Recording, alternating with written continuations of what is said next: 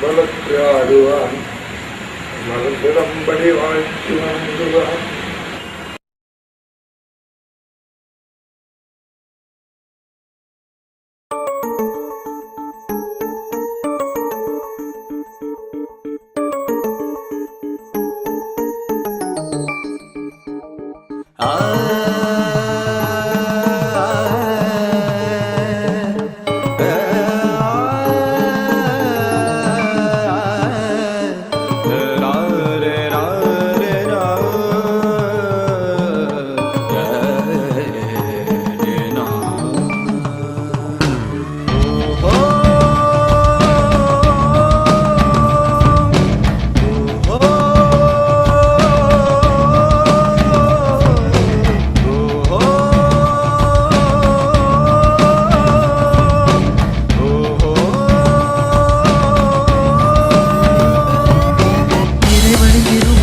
சுடர்ந்திடும் பேரொளியே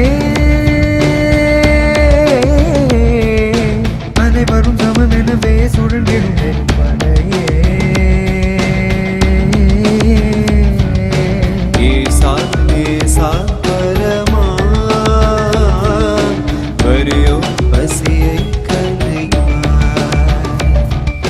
கைலை மரபின் மரமா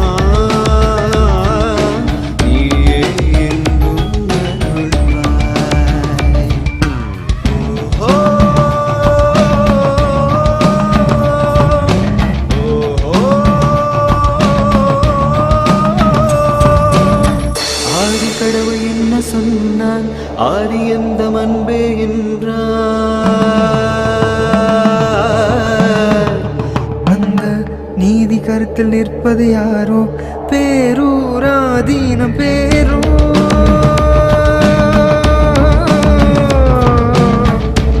பேரூராதீனம் பேரோ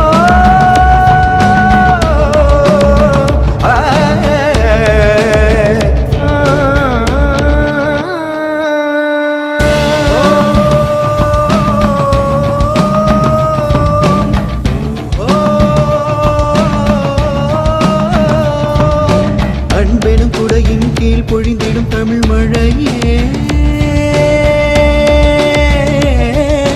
கருணையின் கடலினிலே எழுந்திடும் முதல் அலையே சாரே சாபரமா அரியோ பசியை கலைவாய் கைலை மரபின் தரமா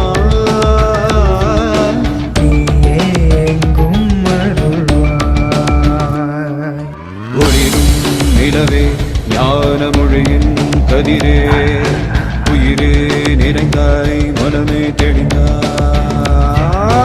ஒளிரும் நிலவே ஞான மொழியின் கதிரே உயிரே நிறைந்தாய் மனமே தெளிந்தாய்.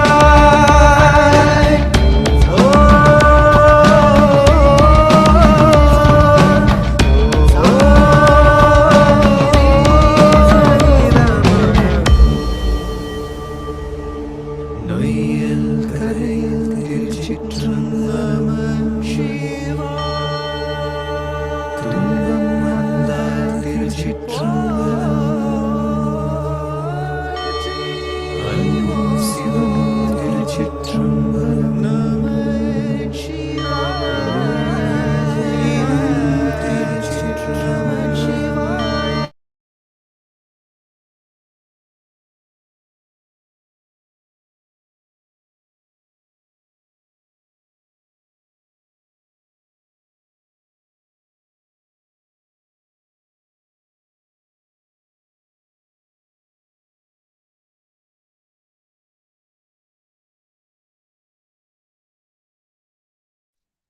Haritha, you can start now.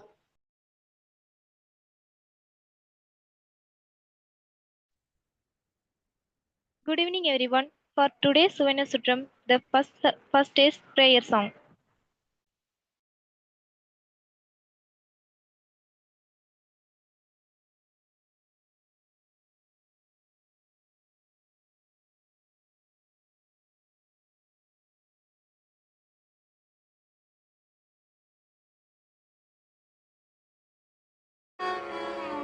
பேதைக்கு ஒரு பாகம் அளித்திடு பேரையா எம் கோதைக்கு நின் தோள் ஒரு கோதை கொடு என்று நின்பான் ஓதற்கு என் உளத்தை விடுத்தனல் கோடி மாதல் காதல் கள்ளை உண்டமையால் உனை கண்டது இன்றே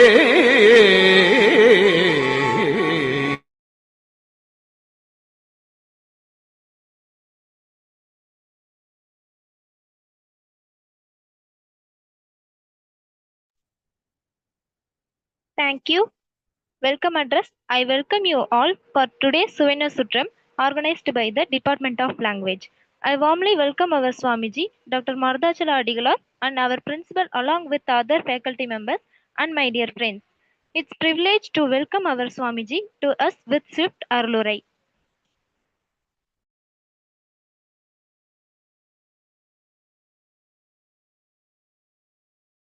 உன்னும் உணர்வுக்கு உணர்வாய் எனக்கு உண்மை தந்தாய் மன்னும் சுருதி பொருளாய் வழிகாட்டி நின்றாய் இன்னும் குருவாய் அடைந்து உன் அருள் வேண வைத்தாய் என் என்று உரைப்பேன் நின் கருணை இருந்தவாறே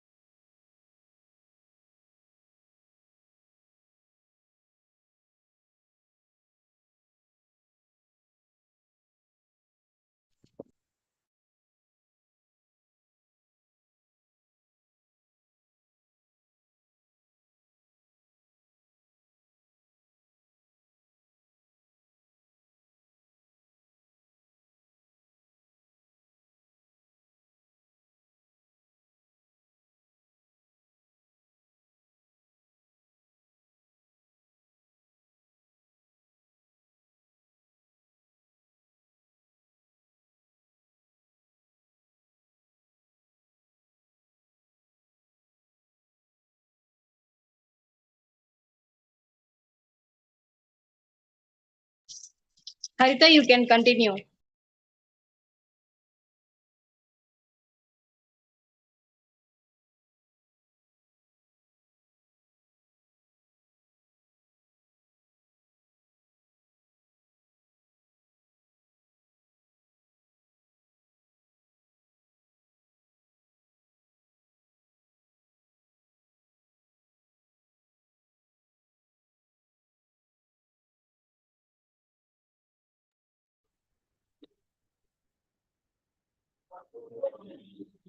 First, I would like to call our department faculty, Mr. S. Sivarama Karthikeyan sir, story.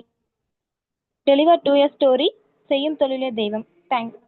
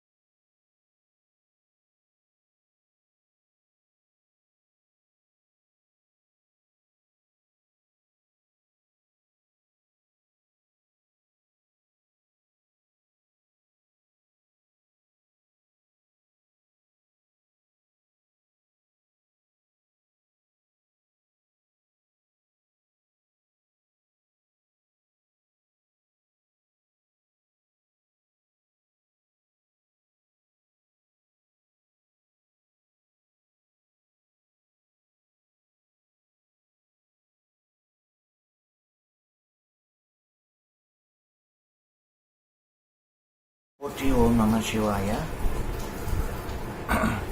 எனக்கு இவ்வாய்ப்பினை அழகிய கல்லூரியினுடைய தலைவர், முதல்வர் மற்றும் எமது துறை தலைவர்கள், என் துறை தலைவர் மற்றும் இருபால் பேராசிரியர் பெருமக்கள் அனைவருக்கும் எனது நன்றியை தெரிவித்துக் கொள்கிறேன்.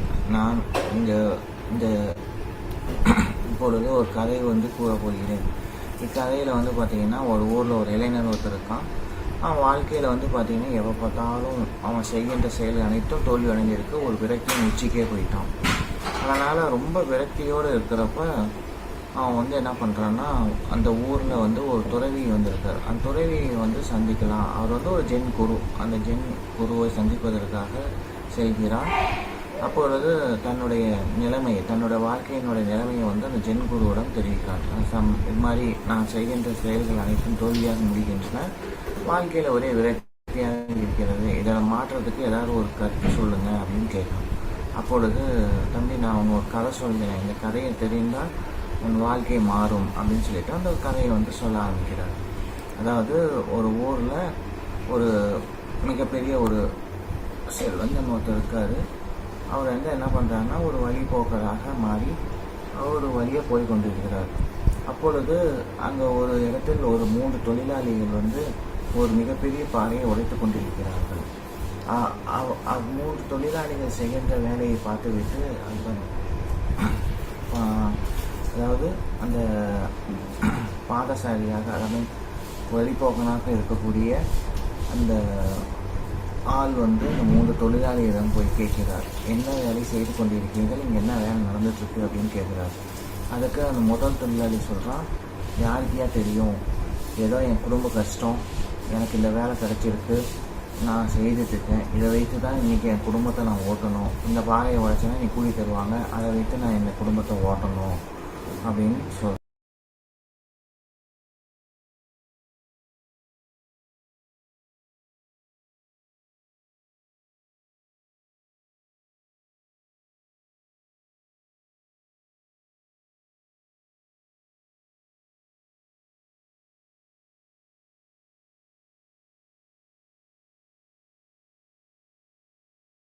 இந்த 3 தொழிலாளியிடம் போய் கேட்கிறார், என்ன வேலை செய்து கொண்டிருக்கீர்கள், இங்கே என்ன வேலை நடந்துட்டுருக்கு அப்படின்னு கேட்குறாரு. அதுக்கு அந்த முதல் தொழிலாளி சொல்கிறான், யாருக்கையா தெரியும், ஏதோ என் குடும்ப கஷ்டம், எனக்கு இந்த வேலை கிடச்சிருக்கு, நான் செய்துட்ருக்கேன், இதை வைத்து தான் இன்றைக்கி என் குடும்பத்தை நான் ஓட்டணும், இந்த பாறையை உடைச்சேன்னா நீ கூலி தருவாங்க, அதை வைத்து நான் இந்த குடும்பத்தை ஓட்டணும் அப்படின்னு சொல்லணும். அப்புறம் அதே கேள்வியை வந்து இரண்டாவது தொழிலாளிகிட்ட போய் கேட்குறாரு. அவர் சற்று கோபமாக, யாருக்கே தெரியும், இங்கே வந்து என் வேலையை டிஸ்டர்ப் பண்ணாங்க, என்னை தொந்தரவு செய்யாத, டிஸ்டர்ப் பண்ணாங்க அப்படின்னு ரொம்ப கோபமாக கத்திட்டு அவனுடைய வேலையை தொடர்ந்து வந்துடும்.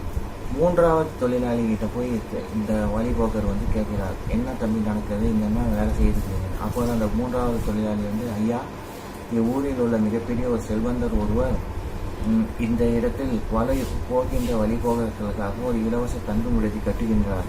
அந்த தங்கு விடுதி கட்டுவதற்கு இந்த இடத்தை தேர்வு செய்துள்ளார். அதற்கு இந்த இடத்தில் உள்ள பாறைகள் அனைத்தும் அவர்கள் வந்து நீக்க வேண்டும் என்பது எனது வேலை. அதற்காக இந்த வேலையை செய்து கொண்டிருக்கிறேன் என்று மிகவும் அக்கறையுடன் கூறிவிட்டு தனது வேலையை செய்ய தொடங்கினார். அத்தொழிலில் அந்த மூன்றாவது தொழிலாளி செய்கின்ற ஒரு வேலையை மிகவும் நேர்த்தியாகவும் சுலபமாகவும் அந்த வேலையை செய்து முடிக்கின்றதால் அந்த வழிபோக்கருக்கு அந்த மூன்றாவது தொழிலாளியினுடைய செயல் மிகவும் பிடித்துவிட்டது. அதற்காக அவரிடம், தம்பி, நாளைக்கு வந்து இந்த நான் கொடுக்கின்ற முகவரியில் என்னை வந்து சந்தித்துப்பார் என்று சொல்லிவிட்டு அந்த வழிபோக்கர் போகின்றார். அடுத்த நாள் காலையில் அந்த மூன்றாவது தொழிலாளி வந்து அவர் கொடுத்த அந்த விலாசத்தில் போய் சந்திக்க போதுதான் தெரியுது, அவர் தான் அந்த ஊரினுடைய மிகப்பெரிய செல்வந்தர், அந்த விடுதியினுடைய உரிமையாளரும் அவர்தான். அவரிடம் இந்த தொழிலாளி செய்தது, தம்பி, நான் நேற்று யாரிடம் என்னை அடையாளப்படுத்திக் கொள்ளாமல் நான் யாரென்று தெரியாமல் நான் வந்த பொழுது நீ ஒருத்தர் தான் அந்த தொழில் மீது அக்கறை கொண்டு மிகவும் சரியான பதிலையும் சொல்லி அதெல்லாம் நீ செய்கின்ற தொழிலில் வேலையில் ஒரு நேர்த்தியாக வேலையை சரியான முறையில் செய்து முடித்தாய். அதனால் எனக்கு மிகவும் பிடித்துள்ளது. எனக்கு ஒரு உதவியாளர் தேவை, அதுக்கு நம்பிக்கையான ஆளை தேடிக்கொண்டிருந்தேன். அந்த நம்பிக்கையான ஆள் நீதான் என்பதை நேற்று நான் தெரிந்து கொள்வதற்காகவே நான் ஒரு வழிபோக்கனாக உங்களிடம் வந்து அந்த கேள்வியை கேட்டேன். அதனால் எனக்கு நம்பிக்கையான ஆள் நீதான் அப்படின்னு கூறி அந்த மூன்றாவது தொழிலாளியை தன்னுடைய உதவியாளராக சேர்த்துக்கொண்டார். அதனால் அந்த தொழிலாளி மேற்கொண்டு அதிக ஊதியத்துடனும் நல்ல செல்வாக்குடனும் மிகவும் மகிழ்ச்சியுடன் வாழ்ந்தார் என்று அந்த துறவி வந்து அந்த இளைஞரிடம் கூறி முடிக்கிறான். அப்புறம் துறவி அந்த இளைஞரிடம், தம்பி, இந்த கதையிலிருந்து நீ என்ன கற்றுக்கொண்டாய் என்று கேட்ட பொழுது அந்த இளைஞரால் பதில் கூற முடியவில்லை. அதற்கு அந்த துறவி சொல்கிறார், எந்த வேலையை நாம் செய்தாலும் அதில் ஒரு நேர்மை இருக்க வேண்டும். இரண்டாவது, அந்த தொழிலை முழுமையாக செய்து கொண்டு அந்த வேலையை செய்ய வேண்டும். மூன்றாவதாக, புதுமைகள் ஏதாவது அந்த வேலையில் இருந்தால் அதை நாம் கற்றுக்கொண்டு அதை செய்ய வேண்டும். இவ்வாறு எந்த ஒரு வேலை செய்தாலும் நாம் ஒரு அக்கறையுடனும் மிகவும் பணியுடனும் செய்து முடித்தேமானால் வாழ்க்கையில் எவ்வித நிலையில் இருந்தாலும் மிகவும் நாம் எண்ணிய நிலையை அடையலாம் என்று கூறி அந்த இளைஞனை ஆசீர்வதித்து அனுப்புகிறார். அந்த இளைஞரும் மிகவும் உற்சாகத்துடன் தனது புதிய வேலையை செய்வதற்காக தொடங்குவதற்காக செல்கிறான் என்று கதை முடிகிறது.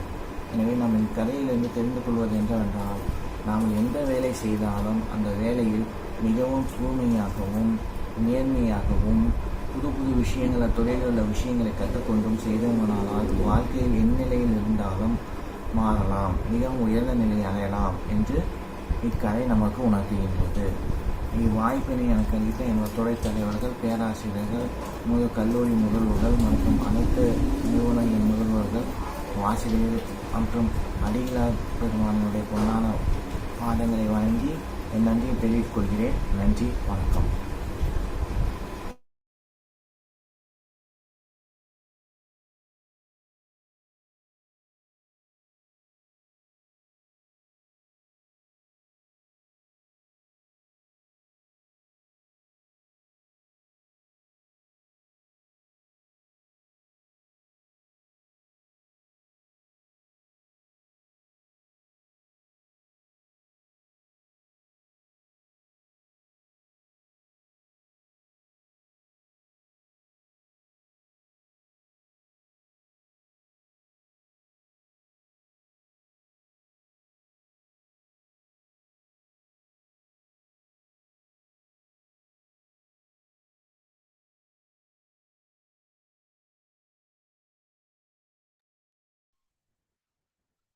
Thank you, sir.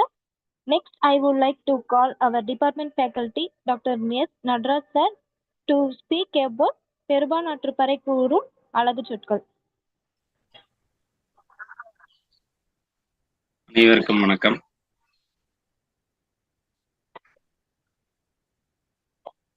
தோன்றா துணையாக நம்முடன் இருந்து நம்மை அருள் வெளிப்படுத்தி வரும் 24ஆம் குருமகா சன்னிதானங்களின் பொன்னார் திருவடிகளை மனம் மொழிமைகளால் வணங்குகின்றேன். தோன்றும் துணையாக நம்முடன் இருந்து நமக்கெல்லாம் நன்னெறி காட்டி வரும் நமது பேரூர் ஆதீனம் 25ஆம் குருமகா சன்னிதானங்கள் கல்லூரியின் தலைவர் திருப்பெருந்திரு குருமகா சன்னிதானங்களின் பொன்னார் திருவடிகளை வணங்கி மகிழ்கின்றேன்.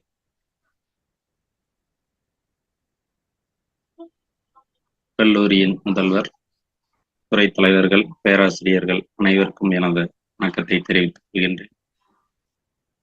இன்று நாம் சிந்திக்க இருக்கும் தலைப்பு பெரும்பான்ற்று படை கூறும் அழகு சொற்கள் 5. சங்க இலக்கியம் என்பது 10 பாட்டும் 8 தொகையும் சேர்ந்த 18 நூல்களை குறிக்கும். அவற்றுள் 10 பாட்டு நூல்கள் ஒன்றாக இருப்பது பெரும்பான்ற்று படை. இதை பாடியவர் கடியலூர் உருத்திரங்கண்ணனார். பாட்டுடை தலைவன் தொண்டைமான் இளந்திரையன்.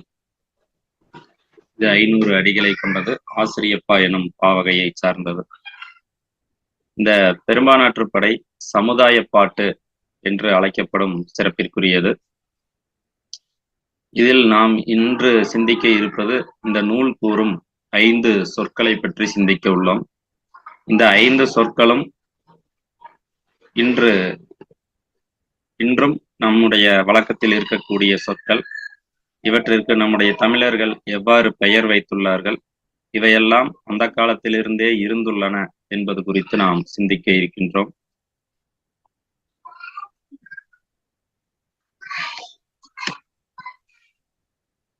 முதல் சொல் பிலா. பிலா என்றால் மீல்ஸ் பிளேட், அதாவது உணவு உண்ணும் தட்டு என்பதை குறிக்கும். பெரும்பான்ற்று படையின் 275, 276வது வரிகளில் இந்த சொல் வருகிறது. அதாவது அவையா அரிசி அம்களி துளவை மலர்வாய் பிலாவில் புலர ஆற்றி. அதாவது அரிசியால் செய்த அந்த உணவை மலர்வாய் பிலாவில், மலர்வாய் அப்படின்னா மலர் எப்படி பூத்திருக்குமோ அது போன்ற அகன்று இருக்கக்கூடிய அந்த பிலா என்று சொல்லக்கூடிய அந்த உணவு உண்ணும் தட்டில் புலர ஆற்றி ஆற வைக்கிறதுக்காக சொல்றாங்க. இதுல இந்த பிலா அப்படிங்கிறது உணவு உண்ணும் தட்டாக நம்ம குறிப்பிட்டிருக்கிறாங்க அப்படிங்கிறத பார்க்கிறோம். அப்ப நம்ம இன்னைக்கு தட்டு, தட்டம் அப்படின்லாம் சொன்னாலும் கூட நமக்கு இன்னைக்கு அந்த பிளேட் அப்படிங்கிறதான் பெரும்பாலும் நம்ம பயன்படுத்திட்டு வரோம். வீடுகள்லையும் கூட நம்ம தமிழ் சொல்ல பயன்படுத்துறதில்லை. அப்ப இதுக்கு அந்த மீல்ஸ் பிளேட், அந்த உணவு உண்ணக்கூடிய அந்த தட்டுக்கு பிலா அப்படின்னு சொல்லி ஒரு அருமையான சொல்ல சொல்லி இருக்கிறத பார்க்கிறோம். இரண்டாவது சொல்லாக இருக்கக்கூடியது விழுத்தண்டு அப்படின்னு சொல்லக்கூடிய சொல். இது இன்றைய காலத்துல நம்ம பயன்படுத்தக்கூடிய வாக்கிங் ஸ்டிக் அப்படின்னு சொல்றோம். இத 170வது வரியில விழுத்தண்டு ஊன்றிய மழுத்தின் வன்கை அப்படின்னு சொல்லிக்கிறாங்க. இன்னைக்கு நம்ம பார்க்கிறோம், நிறைய பேர் வயதானவர்கள் இந்த வாக்கிங் ஸ்டிக் அப்படின்னு சொல்லக்கூடிய ஊன்றுகோலை பயன்படுத்துறத பார்க்கிறோம். இதுக்கு ஒரு அழகான தமிழ் சொல்லாக கடியலூர் உருத்திரங்கண்ணனார் விழுத்தண்டு அப்படிங்கிற ஒரு சொல்ல பயன்படுத்தி இருக்கிறாரு. அடுத்தது மூன்றாவதாக இருக்கக்கூடிய சொல் அடிபுதை அரணம் அப்படின்னு சொல்லக்கூடிய சொல். இந்த அடிபுதை அரணம் அப்படிங்கிற சொல் மிக ஒரு முக்கியமான சொல். அது எதை குறிக்குதுன்னா, இன்னைக்கு ஷூ அப்படின்னு சொல்லக்கூடிய அந்த காலை மூடும் செருப்பை குறிக்குது. இன்றைக்கு நம்ம நிறைய இடங்கள்ல பார்க்கிறோம், நிறைய பேரை பார்க்கிறோம். இந்த ஷூ அப்படிங்கிற ஒண்ணு மேற்கத்திய வகையை சார்ந்தது, அல்லது மேலை நாட்டார்களுக்குரியது, அல்லது ஆங்கிலேயர்களுக்குரியது அப்படின்னு நம்ம சொல்றோம். அதெல்லாம் எதுவுமே இல்லை. இது முழுக்க முழுக்க தமிழர்கள் கண்டுபிடிச்ச ஒண்ணுதான் இந்த ஷூ அப்படின்னு சொல்றோம். அரணம் அப்படின்னா செருப்பு, அடி புதை அப்படின்னு சொல்றாங்க. அடினா நம்முடைய காலடி, நம்முடைய கால் பகுதி முழுவதுமாக மூடும்படி இருக்கக்கூடிய செருப்புக்கு அடிப்புதை அரணம் அப்படின்னு சொல்லி பேர் வச்சிருந்துக்கிறாங்க. அதைய கடியலூர் உருத்திரங்கண்ணனார் பதிவு செய்யறாரு. அதாவது அரும்பொருள் அறுத்தும் திருந்து தொடை நோன்தால் அடிபுதை அரணம் எய்தி படம் புக்கு அப்படின்னு சொல்லி 68, 69வது வரையில சொல்றாங்க. இந்த அடிபுதை அரணம் அப்படின்னு சொல்லக்கூடியது காலை மூடக்கூடிய செருப்பு. அதாவது இன்னைக்கு நம்ம பயன்படுத்துற ஷூவை வந்து அப்பவே நம்முடைய தமிழர்கள் பயன்படுத்தி இருக்கிறாங்க அப்படிங்கிறத பார்க்க முடியுது. அடுத்ததாக 4வதாக இருக்கக்கூடிய சொல் வந்து படம். படம் அப்படிங்கிற சொல்லுக்கு என்ன அர்த்தம் அப்படின்னா சர்ட் அப்படின்னு அர்த்தம். அடிபுதை அரணம் எய்தி படம் புக்கு அப்படிங்கிற 69வது வரையில இந்த சொல்றாங்க. இதுல படம் அப்படிங்கிற சொல் வந்து நமக்கு எதை குறிக்குது அப்படின்னா நம்ம அணியக்கூடிய அந்த மேல் சட்டையை வந்து குறிக்குது. இதை வந்து இந்த பெருமானாற்று படையில மட்டும்தான் சொல்லியிருக்கிறாங்களா அப்படின்னா முல்லைப்பாட்டுலையும் சொல்லியிருக்கிறாங்க. முல்லைப்பாட்டுடைய 65வது 66வது வரியில உடம்பின் உரைக்கும் உரையானாவின் படம்புகும் இலேச்சர் அப்படின்னு சொல்றாங்க. அதாவது முல்லைப்பாட்டுல அந்த தலைவன் தங்கி இருக்கக்கூடிய போர் பாசறையில சுத்தி இருக்கக்கூடியவங்க எல்லாத்தையும் சொல்லிட்டு வருவாங்க. அப்ப இந்த மிலேச்சர் அப்படிங்கிறவங்க வந்து அவங்க வந்து பேச மாட்டாங்க, பேச தெரியாது. அப்ப அந்த மிலேச்சர்கள் வந்து உடம்பின் உரைக்கும் படம்புகும் மிலேச்சர்னு சொல்றாங்க. அவங்க வந்து சட்டையை அணிஞ்சு அங்க நின்றுட்டு இருக்கிறாங்க அப்படின்னு சொல்லுவாங்க. அப்படி இந்த 4வது சொல்லாக நம்ம பார்க்கக்கூடிய சொல் என்ன அப்படின்னா சட்டையை குறிக்கக்கூடிய படம் அப்படிங்கிற ஒரு சொல்.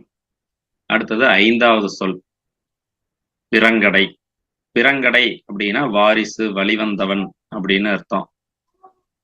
அப்ப இன்னைக்கு நம்ம இந்த வாரிசு அப்படிங்கிற சொல்ல பல இடங்கள்ல பயன்படுத்துறோம். ஆனா அதற்கு ஒரு மிகச்சரியான ஒரு சொல்ல வந்து பிறங்கடை அப்படிங்கிற சொல்ல வந்து கடியலூர் உருத்திரங்கண்ணனார் வந்து இங்க பதிவு செய்யறாரு. அதுல சொல்லும் பொழுது பெருமானாற்று படை தொடக்கத்துல இருநிலம் கடந்த திருமரு மார்பின் முன்னீர்வண்ணன் பிறங்கடை. அதாவது இந்த பெருமானாற்று படையினுடைய பாட்டுடை தலைவன் யாரு அப்படின்னா தொண்டைமான் இளந்திரையன். இந்த தொண்டைமான் இளந்திரையனுக்கு தந்தையாக இருப்பவர் வந்து ஒரு சோழ மன்னன். அந்த சோழ மன்னனை சொல்லும் பொழுது இந்த பிறங்கடை அப்படிங்கிறது சொல்றாங்க. அதாவது முன்னீர் வண்ணன் அப்படிங்கிறது இங்க திருமாலை குறிக்கக்கூடியது. அந்த திருமாலினுடைய வழி வந்தவர்கள் யாரு அப்படின்னா சோழ மன்னன். அந்த சோழ மன்னனுக்கு மகனாக பிறந்தவன் வந்து தொண்டைமான் இளந்திரையன் அப்படின்னு சொல்லி இந்த பிறங்கடை அப்படிங்கிற சொல்ல வந்து நமக்கு இங்க பயன்படுத்தி இருக்கிறாங்க.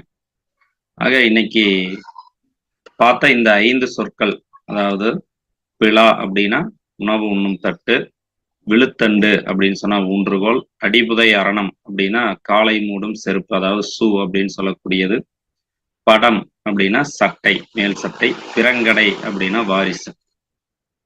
இந்த 5 சொற்கள் மட்டுமல்லாம இது போன்ற ஏராளமான சொற்கள் வந்து நம்முடைய இலக்கியங்கள்ல இருக்கு. அதாவது நம்ம இன்னைக்கு பயன்படுத்துற பல பொருள்கள் வந்து இக்காலத்துல தான் தோன்றுச்சு, இந்த காலத்தவர்கள் தோற்று வச்சது அல்லது மேலை நாட்டவர்கள் தோற்று வச்சது அப்படின்னு நம்ம நினைச்சிட்டு இருக்கிறோம். அப்படி இல்லை. நம்முடைய தமிழர்கள், நம்முடைய இந்த உலகத்துல முதல் தோன்றிய குடி வந்து நம்முடைய தமிழ் குடின்னு சொல்லுவாங்க. அப்படிப்பட்ட நம்முடைய தமிழர்கள் அந்த காலத்திலேயே நம்ம இப்ப பயன்படுத்தி இருக்கிற பொருள்களை எல்லாத்தையும் பயன்படுத்தி அதற்கு அழகான பெயர்களை எல்லாம் வச்சுட்டு வந்திருக்கிறாங்க அப்படின்னு சொல்லி பார்க்கிறோம். அந்த வகையில இன்னைக்கு நம்ம இந்த 5 சொற்களை பார்த்தோம். மேற்கொண்டு வாய்ப்பு இருக்கும் பொழுது நம்ம அடுத்த வாய்ப்பு கிடைக்கும் பொழுது இது போன்ற பல்வேறு சொற்களையும் பார்க்கலாம். அனைவருக்கும் நன்றி, வணக்கம்.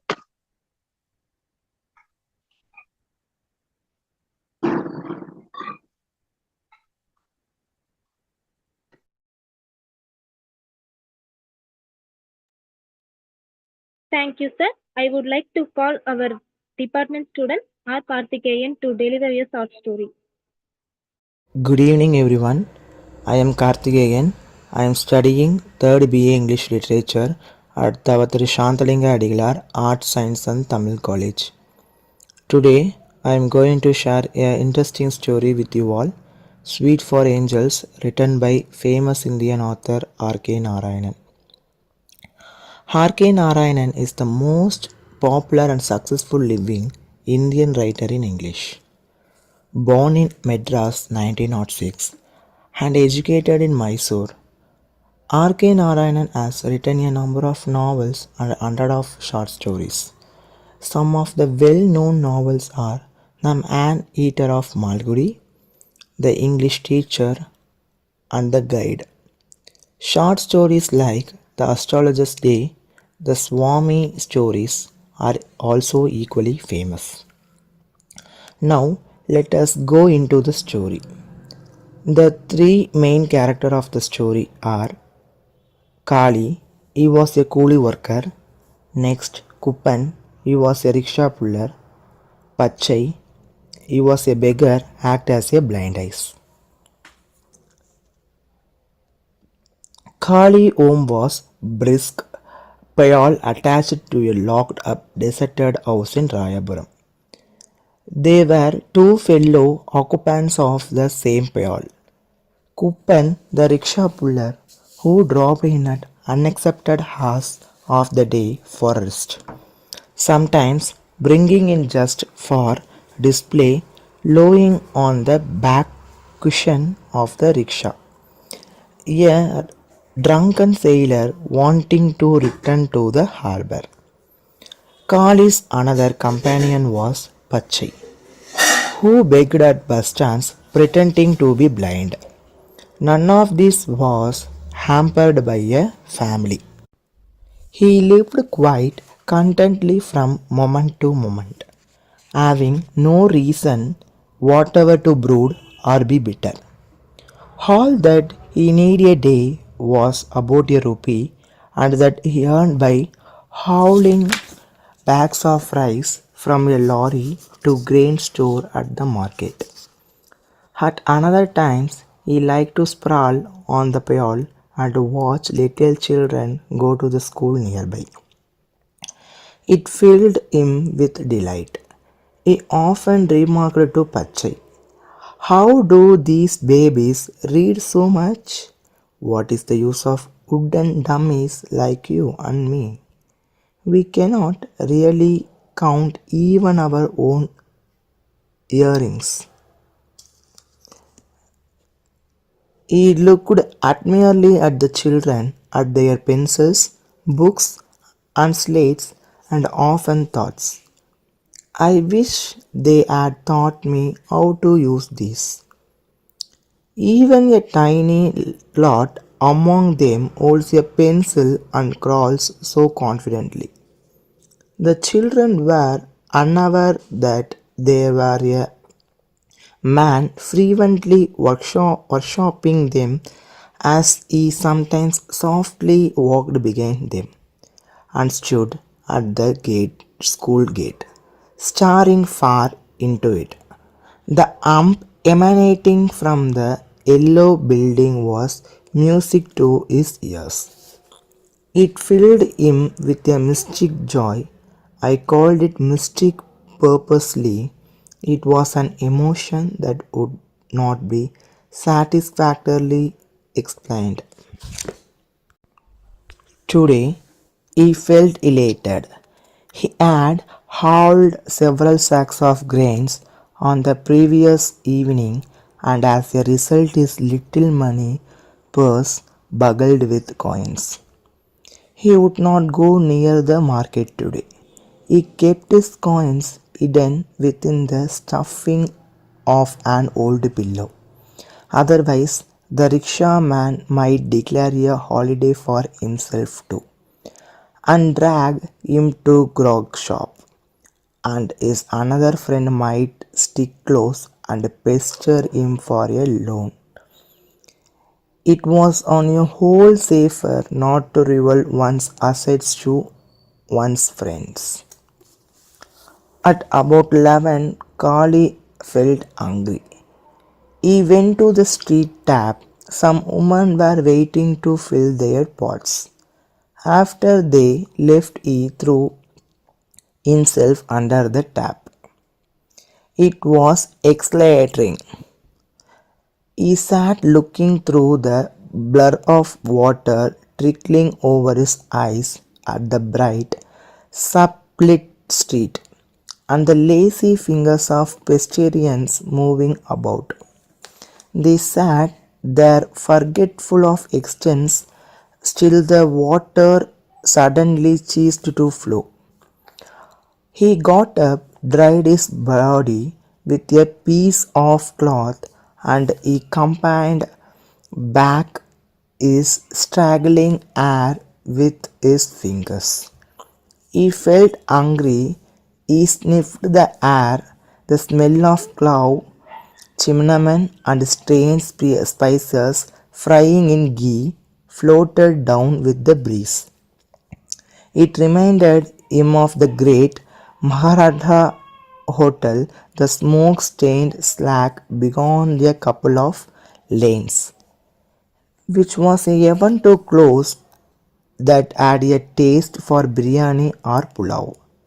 When he emerged from its portrayals, he would hardly stand erect, being heavy with food.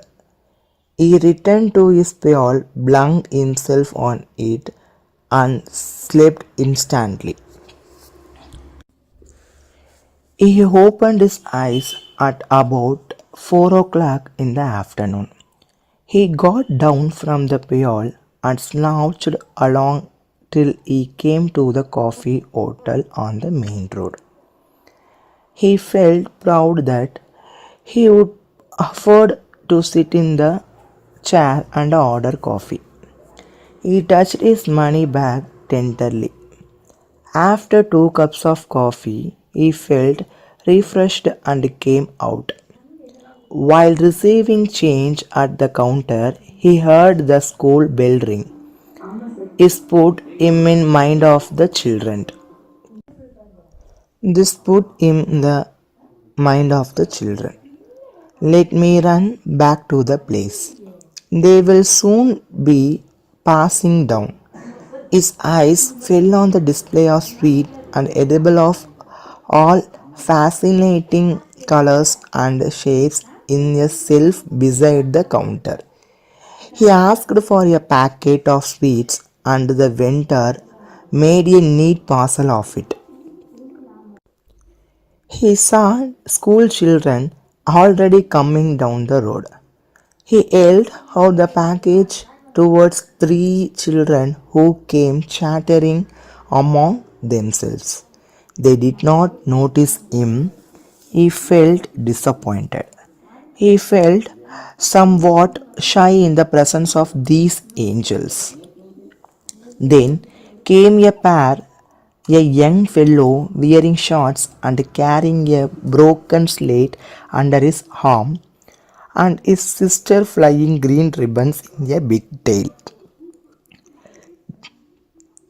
He stepped up before them and asked sweets. He opened and held up the package. The younger of the two snatched up a piece and ate it with great relish.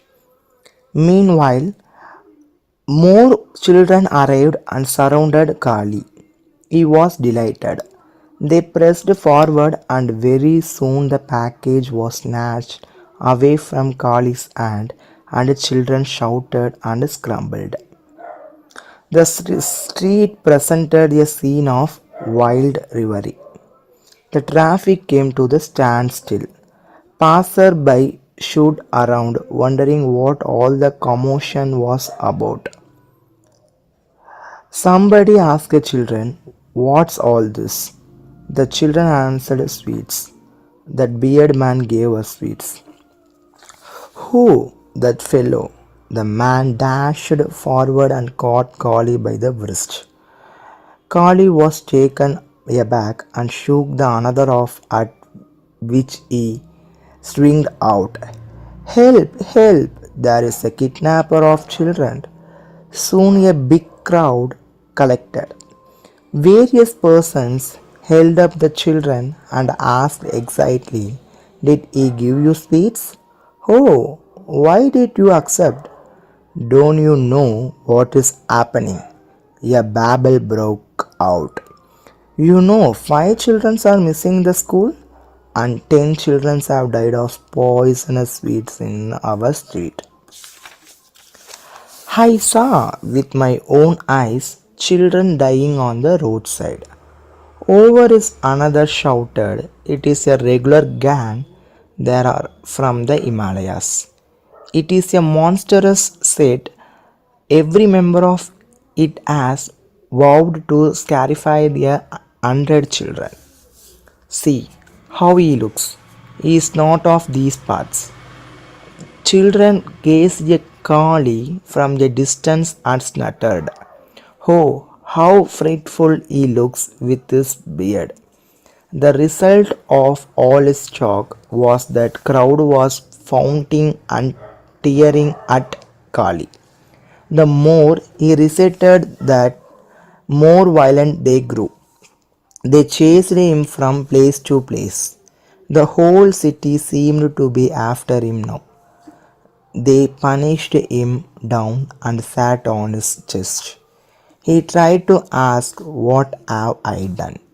But nobody would let him speak. Blood tricked down and dripped on his trunk. He felt suffocated. The police was arrived. They had to struggle their way through the crowd and get at Kali one by the use of their batons. 2 weeks later, Kupan and the blind beggar stood beside Kali's bed in the hospital. When the nurse moved away, Kupan leaned over and whispered, "You can come back to our old Payal, and people won't hurt you anymore because they will think you are someone else. The doctors have shaved off your braid and every hair on your head. Did you know it?" The blind man added, "You will be all right soon. But they have to leave children alone. Whatever you two do with them, through gaps in the bandage, what is aid?" Kali's eyes twinkled as he murmured, "After I'll turn and run as if a tiger chased me. If I see the tiniest lot ahead of me in the street." The moral of the story is kindness should be encouraged, not punished. Thank you.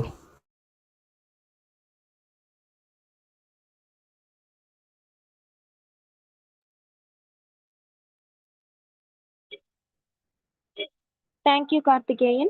Next, I would like to call our department student S. Haritha to deliver a story.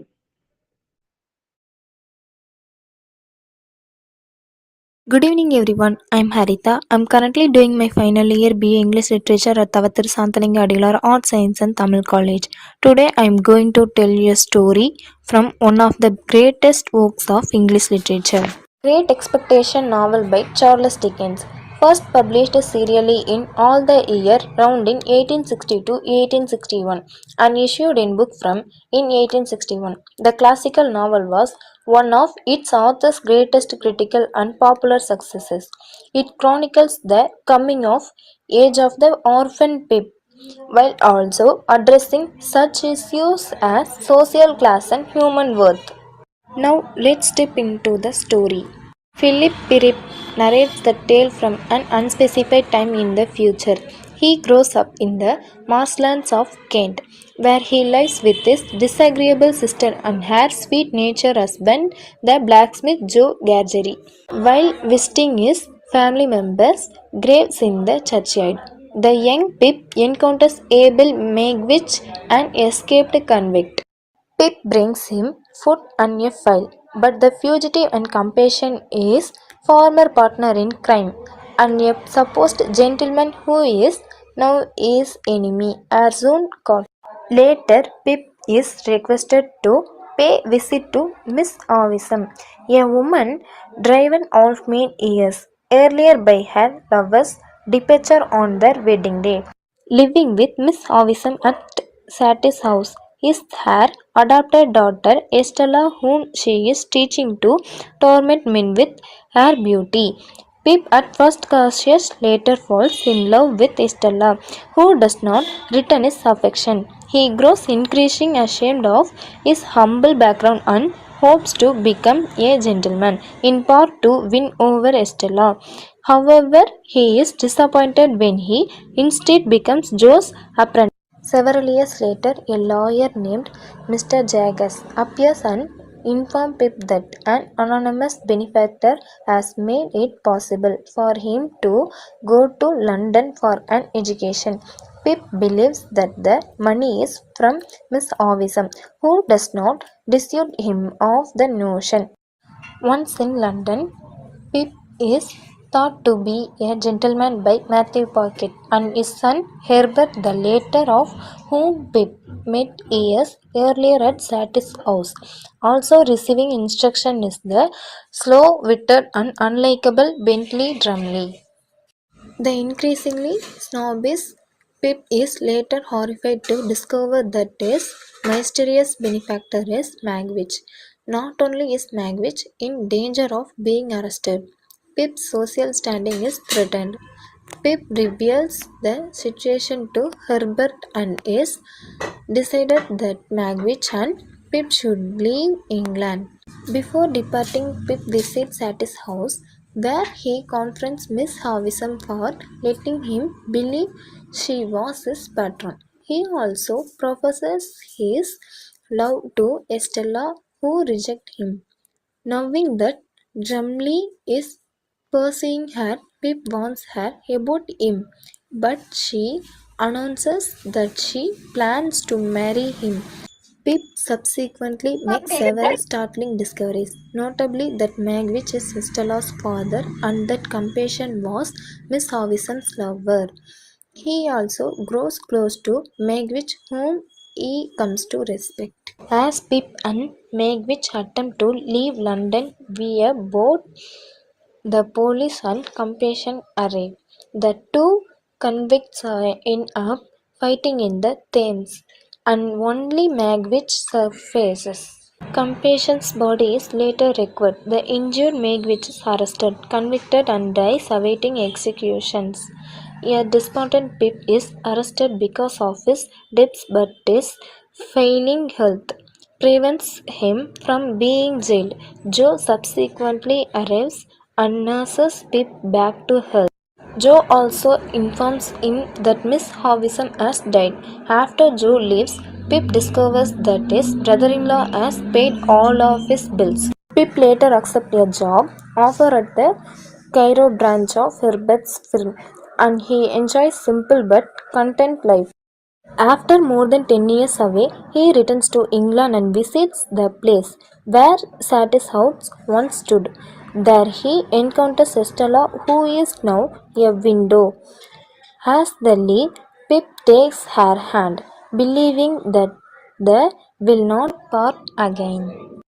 Great Expectation works on a number of levels as a critique of Victorian society and as an exploration of memory and writing. However, it is perhaps more importantly a search for true identity. During the course of novel, Pip comes to realize that his great expectation, social standing, and wealth are less important than loyalty and compassion. Noted for its blend of humor, mystery, and tragedy. In the original ending of the work, Pip and Estella were not reunited, but Dickens was persuaded to write a happier conclusion. The novel was an immediate success upon its publication in the 1860. George Bernard Shaw notably hailed it as Dickens' most compactly perfect book. Great Expectation inspired numerous adaptations, including an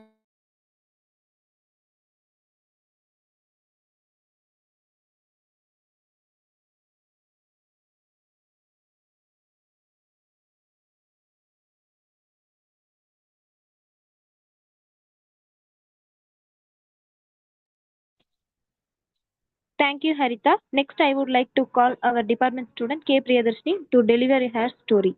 Good evening, everyone. I'm K. Priyadarshini from the final year BA English Literature.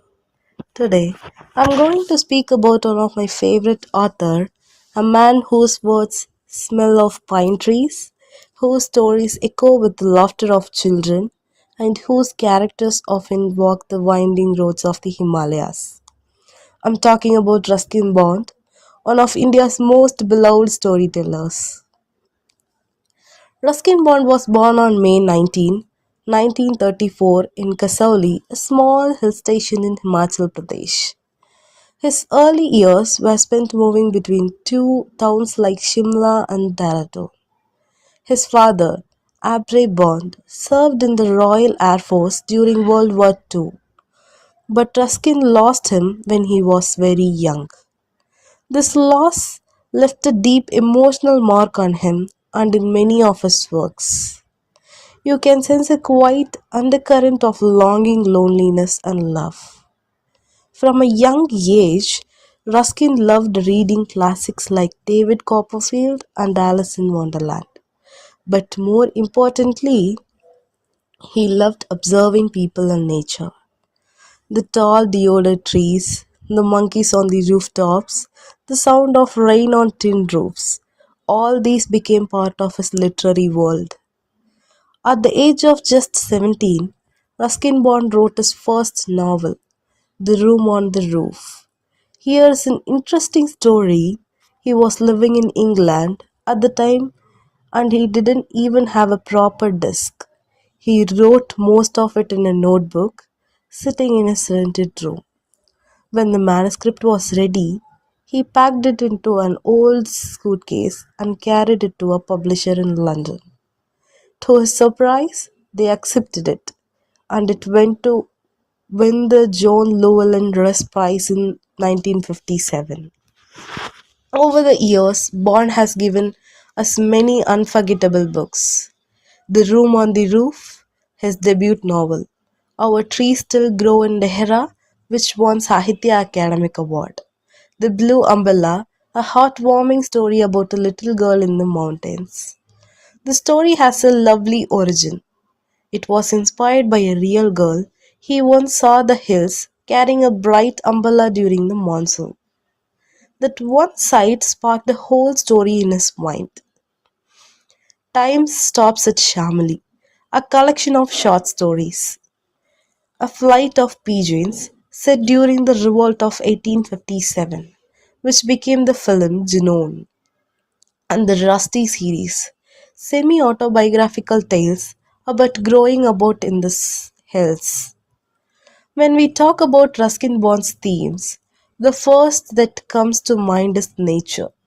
For him, nature is not just a background, it is a living character. You can almost smell wildflowers in his descriptions, feel the crisp mountain air, and hear the rustle of leaves. Another recurring theme is childhood and innocence. His stories often take us back to similar times, when children played outdoors, when neighbors knew each other, and when life moved at slower pace. Bond also writes about small town life, the gossip of the tea shop, the postman on his cycle, the friendly shopkeeper. Many of his characters are based on real people he met. For example, the shopkeeper Ram Baharosa in The Blue Umbrella was inspired by a real life shopkeeper in a hill village. One of his strengths is simple and clear writing style. He never tries to impress with difficult words. Instead, he focuses on emotion and creating a mood. His humor is gentle, his descriptions vivid, and his storytelling so natural that you feel he is talking directly to you. His contributions to literature have been recognized with many awards. The Sahitya Academic Award in 1992, the Padma Shri in 1999, the Padma Bhushan in 2014. But beyond the awards, Ruskin Bond's life itself is inspiring. While many authors chase fame in big cities, he chased to live quietly in Landor, Missouri. He prefers the company of his books, his plants, and the mountain of he write about. And here's something that makes him truly special.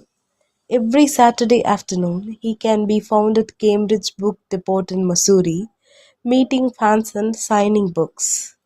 People traveled from far off cities just to meet him for a few minutes. He is also famously old fashioned in his writing. Even today, Ruskin writes by hand, avoiding computers. He says typing feels too mechanical and that handwriting keeps the emotional connection alive. He has often said he could never leave a big city. The noise and rush do not suit him. In the hills, his days are peaceful, writing in the morning, taking a walk in the evening, and spending time with his adopted family. What makes Ruskin Bond unique in his ability to slow you down?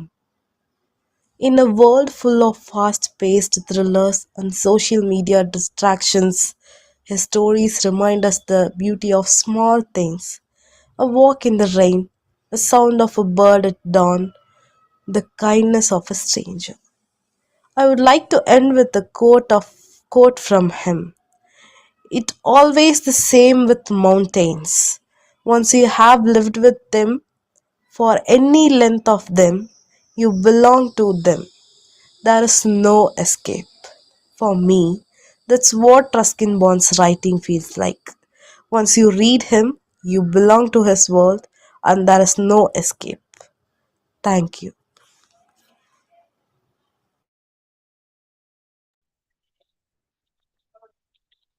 Thank you, Priyadarshini.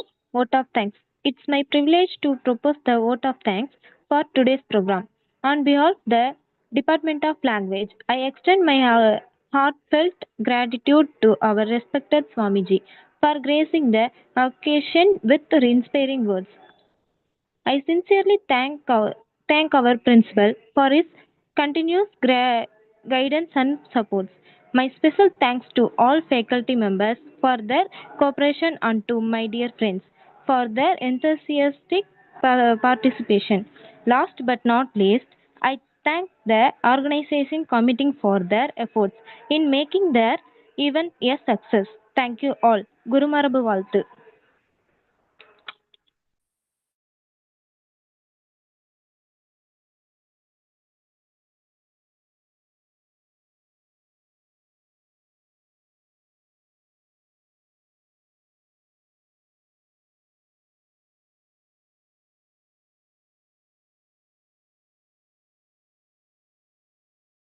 திருப்பேரூரான பிரபாநெறித் தன்மேலைச் Chidambaram மெய்த்தலம் வாழி சிறந்த பச்சையம்மை உருப்பேராரமைந்த பட்டீஸ்வரனுதலோர் வாழி உண்மை என்பப் புலவர்கள் வானுலக முகில்வாழி அருட்பேரானந்தருள் சாந்தலிங்கேசந்தாள் கும்பிடுமைத் தொண்ட நலங்கொண்டு மிகவாழி மறுப்பேராமறை முதல் நூல் வாழி அவை உரைசெய் மகிமை நிறை நலன்கள் முற்றும் வாழிய வாழியவேயே. தென்னாடுடைய சிவனே போற்றி, எந்நாட்டவர்க்கும் இறைவா போற்றி, காவாய் கனகத்திரளே போற்றி, கைலை மலையானே போற்றி போற்றி, தன்கடன் அடியேனையும் தாங்குதல் என் கடன் பணி செய்து கிடப்பதே. திருச்சிற்றம்பலம்.